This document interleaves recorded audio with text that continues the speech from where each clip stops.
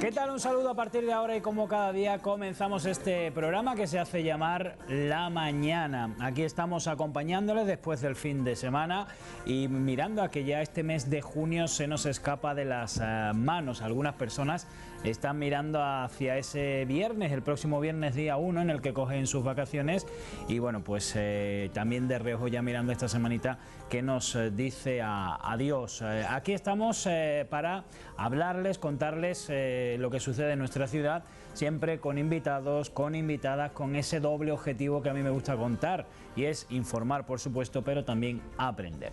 Vamos a saludar y sin más preámbulos vamos a saludar a nuestro primer invitado, a Fernando Gómez Vizcaíno, sociólogo, que hoy nos va a hablar de un tema como son precisamente las vacaciones, el turismo, su evolución social, cómo ha ido todo esto evolucionando a lo largo de la historia y yo creo que sí, pero puede que nos sorprendamos con algunas cositas. Y si no, vamos a preguntarle a Fernando. Fernando, bienvenido. Muchas gracias. ¿Qué tal? ¿Cómo estás? Muy bien. Y además, como tú dices, intentaremos sorprender con algún detalle curioso sobre el turismo, pero sí es un tema que viene muy a colación ahora en esta época de las vacaciones y una práctica que hacemos de una manera mayoritaria, diría yo, ¿no? Ajá, porque vacaciones no ha habido toda la vida, ¿no? Aunque pueda parecer claro, extraño. ese es el tema. Empezaremos diciendo que las vacaciones es un tiempo en el que cambia las relaciones, cambia la forma de relacionarse, el espacio en el que estamos. Es un tiempo nuevo en el que intentamos romper con la rutina y hacer algo que nos aporte un poco de placer, ¿no? O sea, y romper con esa rutina, con ese movimiento rutinario de todos los días. Esto está muy relacionado con el turismo, ¿no? El turismo, efectivamente, como tú decías, no es algo, ni las vacaciones ni el turismo, es algo, digamos, reciente, ¿no? El turismo de masa, como se le llama popularmente, el turismo mayoritario que se hace ahora, vendría de los años 50 aproximadamente, después de la Segunda Guerra Mundial, empezó a popularizarse hasta nuestros días. El turismo además es, para definirlo, para entrar un poco en el tema, el turismo es un movimiento voluntario que se hace de nuestro lugar habitual de residencia, un movimiento voluntario en el que nos trasladamos a otro sitio y en el que no ejercemos una actividad de remuneración ni una actividad lucrativa. Sí que es verdad que da lugar a una serie de intercambios económicos, sociales, culturales, pero realmente el desplazamiento de un individuo o grupos de individuos a otro lugar diferente y de manera voluntaria, ¿no? Buscando ese placer que comentábamos. Realmente el turismo surge en los estados de bienestar y en los países emergentes también que van buscando que se van incorporando a la sociedad del ocio, ¿no? A la sociedad del consumo y el consumo de masa. Realmente está muy influenciado también por movimientos, conflictos armados, crisis bursátiles, crisis medioambientales. Todo esto influye mucho en las fluctuaciones del turismo, ¿no? Pero eso no quita que en estos últimos 20 años se haya duplicado. Hemos pasado de unos 50 millones aproximadamente de desplazamientos turísticos en el año 95 a los 1.000 millones de desplazamientos turísticos. Estoy hablando a nivel internacional, ¿no? Es un hecho de que se ha convertido en la primera industria de servicio mundial, ¿no?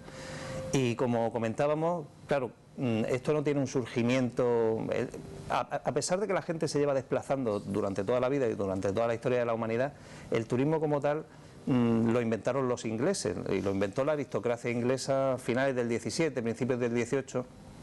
Lo inventaron un poco con esos viajeros románticos, gente joven que viajaba a otros lugares de Europa, buscando socializar, conocer otras costumbres, conocer la historia de otras comunidades europeas. Pero ese turismo, digamos que bueno, era un turismo todavía incipiente, en el que después, a mediados del 19, se produce también con la llegada del tren una especie de democratización de ese turismo, pero sigue sin afectar a todo el conjunto de la población. Digamos que todavía en el 19 y principios del 20 ese turismo iba más enfocado a las élites, ¿no? A la burguesía y a la nobleza. Era principalmente la gente que hacía turismo. En el caso español tenemos un claro ejemplo en San Sebastián y en la zona norte, en el Cantábrico, que se desplazaba mucha nobleza, la aristocracia, se desplazaba a esos sitios Por diferentes motivos. Uno principal era el tema de la salud. En aquella época los médicos recomendaban que era bueno acercarse a la costa y tomar esos baños de agua salada, estar cerca del mar.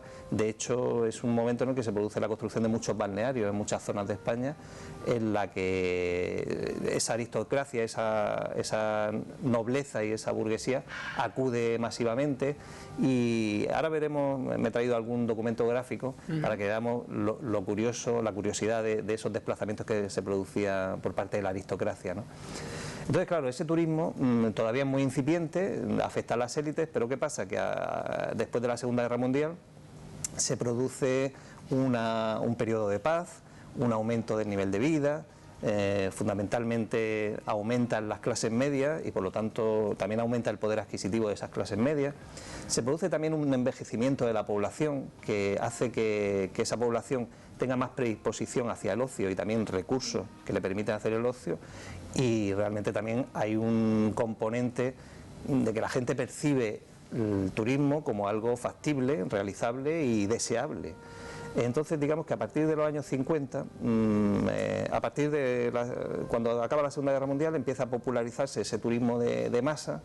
Los transportes públicos empiezan también a mejorar, la infraestructura, el tema de las clases medias que aumentan, una serie de factores que al final hacen que el turismo se popularice y lleguemos a cifras en 2013 como la que te he comentado de los 1.000 millones en todo el mundo.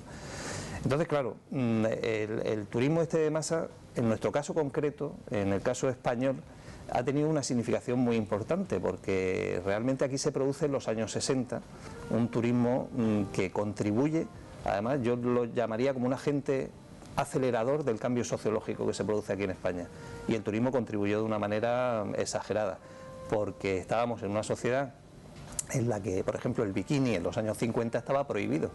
Es más, tenía unas fuertes sanciones, unas fuertes multas, y para un extranjero podría suponer la expulsión del país.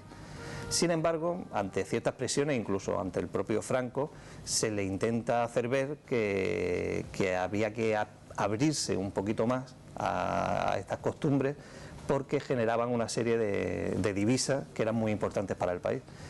Entonces, en el año 61 aproximadamente, creo que fue, aparece el primer bikini en una película española, ¿no?, a cargo de una extranjera, pero aparece ya el primer bikini. Y a partir de ahí se va produciendo una cierta apertura que va permitiendo en ciertos lugares de la costa esa relajación de la moral, ¿no? O sea, y bueno, claro, eso tiene un efecto, como todos sabemos, los años 60 fue una época de desarrollo y de crecimiento, precisamente motivado por este turismo, por esas divisas que entraban, y al mismo tiempo le estaba dando al país una imagen con respecto al exterior, digamos que estaba legitimando la política, el sistema político que hasta ahora el resto de Europa había dado un poco la espalda, ¿no?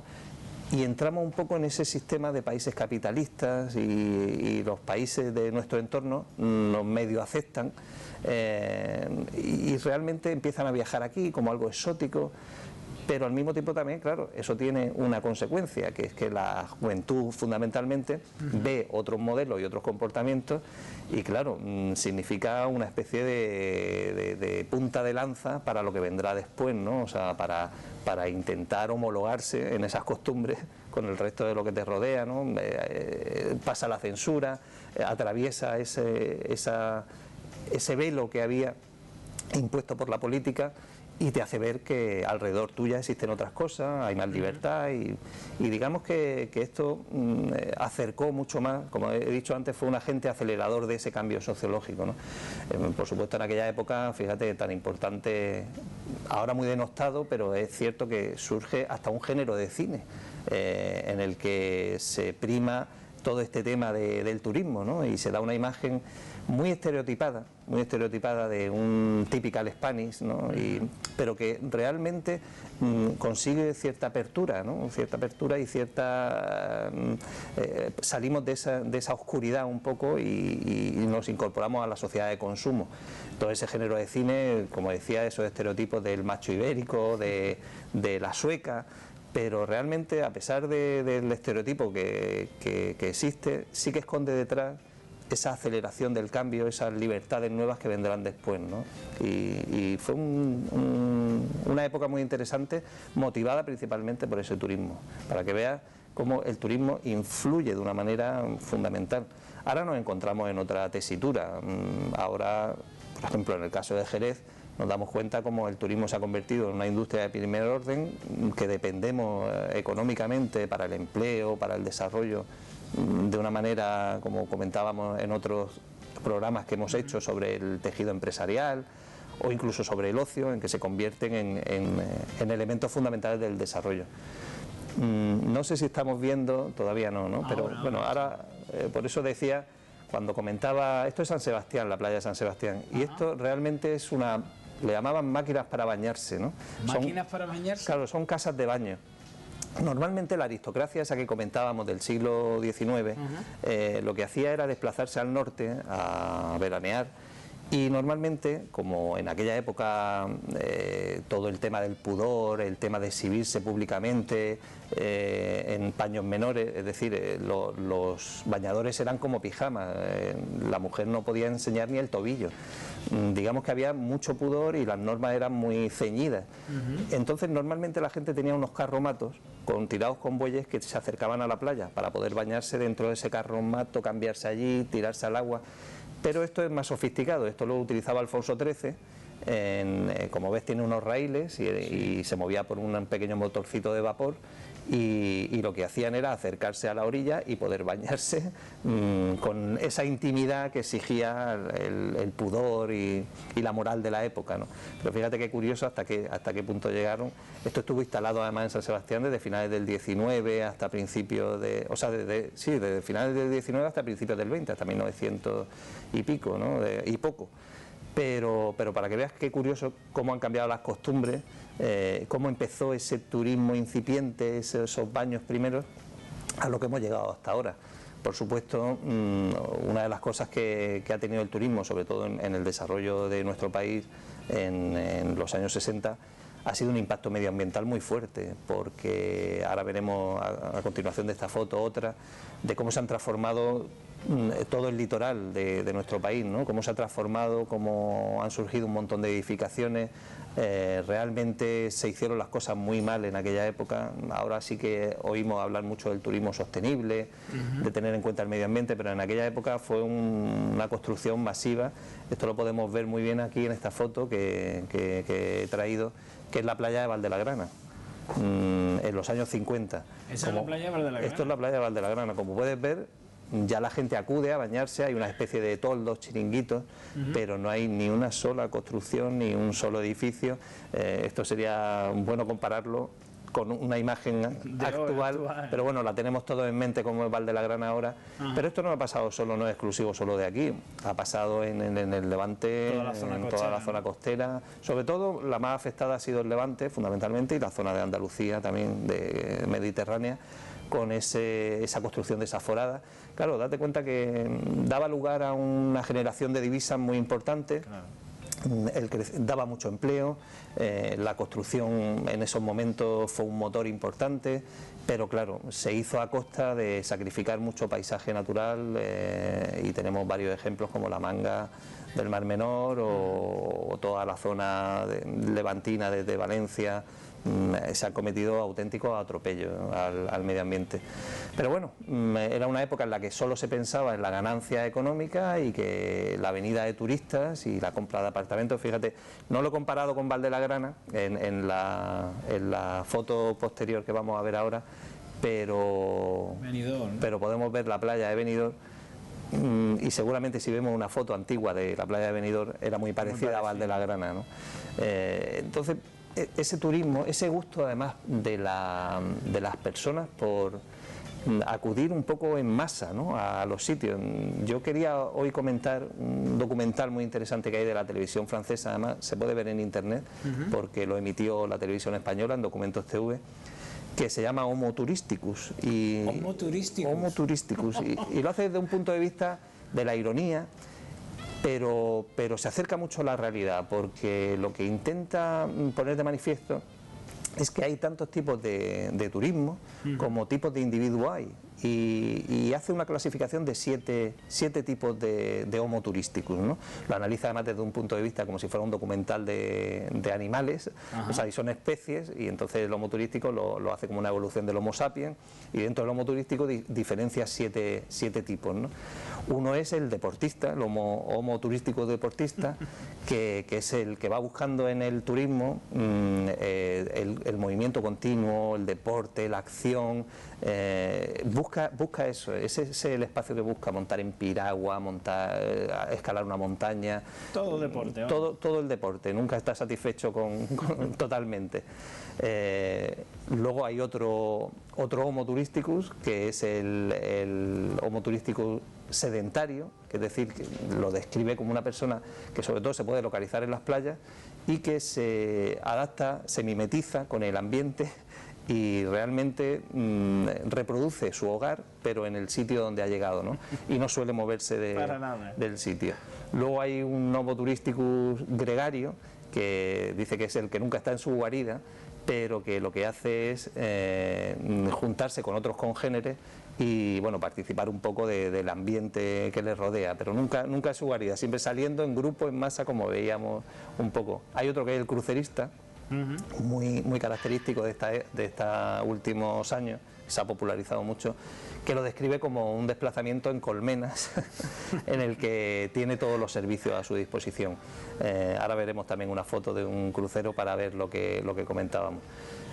Hay otro que es el noctámbulo, que es el que busca la fiesta, la diversión. Otro que es el campista, que reproduce su hábitat, pero en un hábitat rudimentario, al aire libre. Y otro que es el agrorural, le llama, ¿no? Que busca un poco, se aleja de este masivo, buscando un poco el reencuentro con la naturaleza, ¿no? Vegetariano, recolector.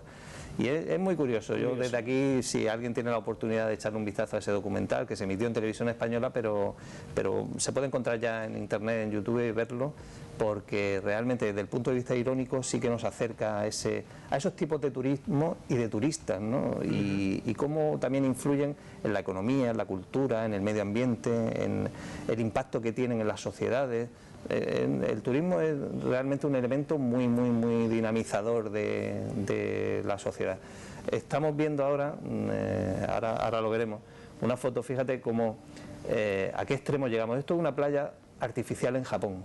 ¿Playa artificial? No es la única que hay como playa artificial, pero reproduce todo, las olas, esto tiene una cúpula, además da igual que esté lloviendo, tiene una cúpula y reproduce un paisaje, como puedes ver, su arena, sus olas, su playa, sus islas. Y esto se ha popularizado mucho en Japón, para que veas hasta qué extremo llega el tema de... Es decir, si me molesta el clima que hace hoy en la playa, o si la playa está sucia, o si la playa... Aquí no hay problema, en la playa artificial... Digamos que esto es en la sociedad del consumo, ese ocio del que hablábamos en programas anteriores, llevado a su máximo extremo, ¿no? O sea, es ese centro comercial, pero que incluye una playa, ¿no? Una cosa muy curiosa, muy propia de países como Japón, que siempre van por delante en ese tema y en el que satisfacen a un gusto muy masivo, ¿no? O sea, la gente le gusta estar junta en masa y practicar ese turismo, ¿no? O sea, es curioso que no es solo el turismo de ir a la playa y desplazarse a otro sitio, sino en tu misma ciudad puedes disfrutar de una playa. Y bueno, esto es un poco lo que... Fíjate, hay otra foto aquí.